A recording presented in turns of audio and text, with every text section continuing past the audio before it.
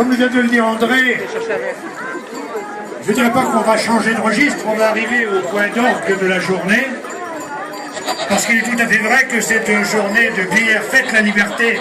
C'est une journée qu'on a qualifiée d'emblée de populaire et festive, autour du thème de la liberté. Et en tirant le vin parti de tous les centres d'intérêt de ce plateau, et Dieu sait qu'il y en a, la nature, la moyenne montagne, l'univers pastoral avec les alpagistes, et puis la mémoire.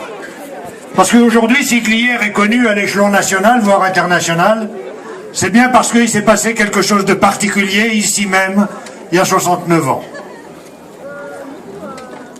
Non pas on ne sait quel combat considérable.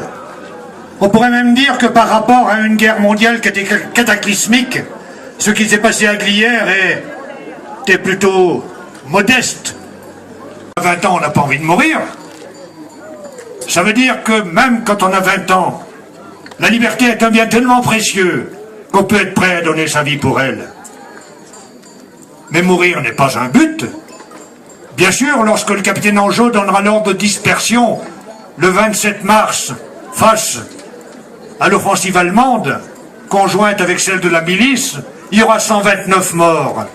C'est trop sur les 460 qu'il y avait alors. Mais c'est la guerre.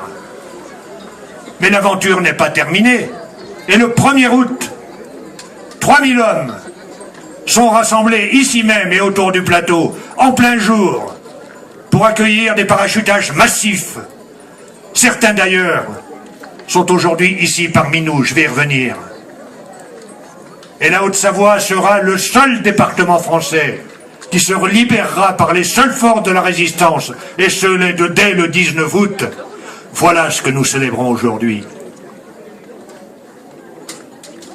Nous célébrons les raisons que nous avons de vivre ensemble, nous tous, de toutes origines, de toutes croyances, de toutes opinions politiques, vivre ensemble dans ce beau pays de France.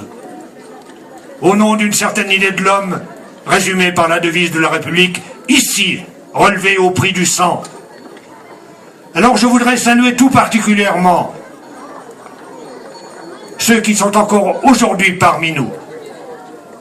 Jean Caras d'abord. Jean Caras, il est par là. Tu peux lever la main. Jean Caras, il est issu des maquis de Manigot. Il est exemplaire. Lui, il sera de ceux qui subiront l'assaut de Monthiévray. Mais il en a réchappé. La preuve, il est toujours là. André Richarme.